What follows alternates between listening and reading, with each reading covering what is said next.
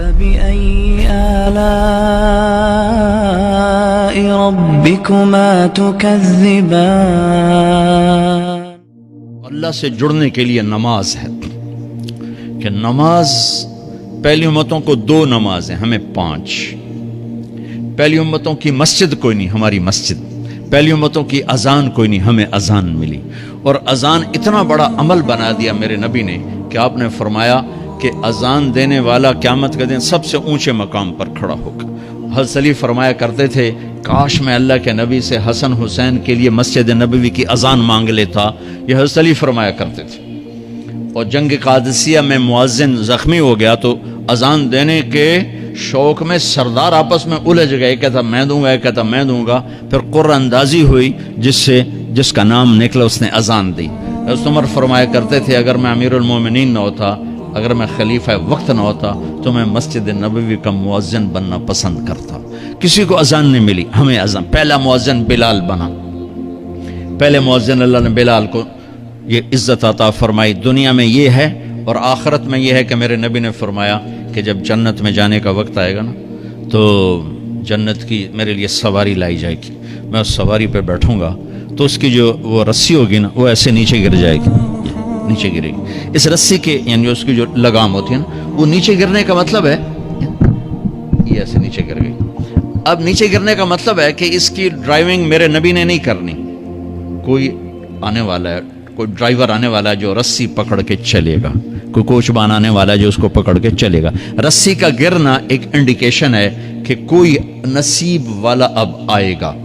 جب آپ کی سواری کھڑی ہوگی، رسی نیچے ہے تو اب سب کی گردنیں ایسے ہوں گی، کون؟ سب قیاس کر رہے کون کون کون؟ اللہ کی طرف سے اعلان ہوگا بلال کو بلایا جائے، بلال بلال۔ تو بلال آپ کی سواری کی لگام پکڑیں گے اور آپ نے فرمایا کہ سب سے پہلے میں جنت میں جاؤں گا اور بلال میرے ساتھ ہوگا، میری سواری کی لگام پکڑے ہو جائے گا۔ تو ہمیں اذان ملی، کسی امت کو اذان نہیں ملی۔ ہمیں 5 نمازیں ملی، کسی امت کو نمازیں نہیں۔ 2 نمازیں، ایک فجر کی 2 رکعت، عصر کی 2 رکعت۔ باجماعت نہیں، ان کو اپنی کتاب یاد نہیں، ہمیں قرآن یاد ہے۔ میرے مدرسے میں ایک بچہ اب ماشاءاللہ امریکہ میں وہ پڑھا رہا ہے، اس نے 30 دن میں قرآن یاد کیا۔ صبح یاد کرتا تھا، شام کو تراویح میں سناتا تھا۔ میرے مدرسے کا بچہ ہے، صبح بیٹھ کے مغرب تک پورا ہے سپارہ یاد کر کے اور عشاء کو تراویح میں سنا دیتا تھا۔ اللہ نے میں ایسا قرآن دے دیا کہ 1 مہینے میں بھی یاد ہو جاتا ہے۔ 3 دن میں بھی ایک بزرگ نے یاد کیا، 3 دن میں قرآن یاد کیا۔ اللہ نے ہمیں قرآن کی دولت عطا فرمائی، پڑھنے کے لیے 5 نمازیں عطا فرمائی، تہجد کی نماز عطا فرمائی، اوابین کی نماز دی، اشراق کی نماز دی، چاشت کی نماز دی۔ نماز کے کتنے دروازے کھول دیے۔ اور میرے نبی کی آخری نصیحت تھی میری امت نماز نہ چھوڑنا، نماز نہ چھوڑنا، نماز نہ چھوڑنا۔ اور اس 14 صدی میں کوئی موقع ہے نماز چھوڑنے کا تو وہ میرے نبی کے نواسے کی کربلا کا ہے کہ جب ظلم بھی انتہا پر تھا اور مظلوم بھی اپنی آخری حدوں پر تھا، اور کائنات نے نہ ایسا ظلم دیکھا، نہ ایسے مظلوم دیکھے، نہ ایسی پاکیزہ ہستیاں دیکھی، نہ ایسے درندے دیکھے۔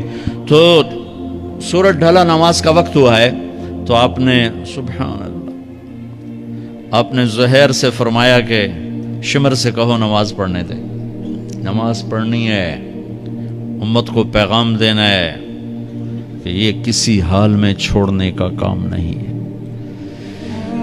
تو انہوں نے آگے بڑھ کے شمر سے کہا نماز پڑھنے دو، انہوں نے کہا نہیں نماز نہیں پڑھنے دیں گے، ہماری تلوار چلے گی۔ انہوں نے واپس آ کر کہا جی وہ کہہ رہے ہیں ہم جنگ نہیں روکیں گے، تلوار چلے گی۔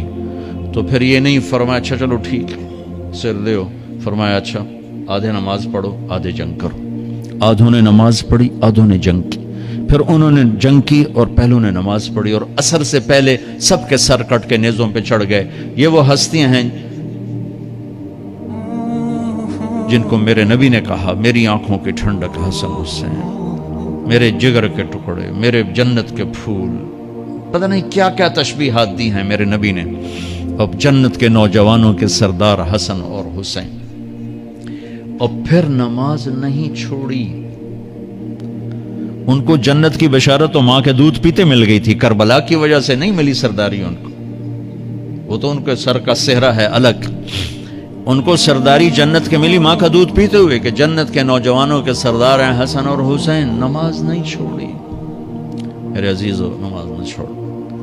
اللہ کا شکر ہے، میں آپ بچوں کو دیکھ کے مجھے اپنا کالج کا دور یاد آ رہا ہے۔ ہمارے دور میں ایک نعیم الدین صاحب گورنمنٹ کالج لاہور میں تبلیغ کا کام کرتے تھے، اور وہ اکیلے ہی نماز پڑھتے تھے، کوئی نمازی نہیں ہوتا تھا،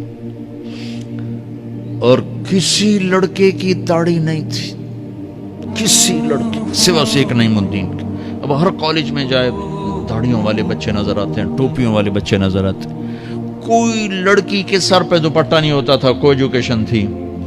اب لمز جیسی یونیورسٹی میں بھی لڑکیاں پورے برقعے میں ہوتی ہیں، حجاب میں ہوتی ہیں، نقاب میں ہوتی ہیں۔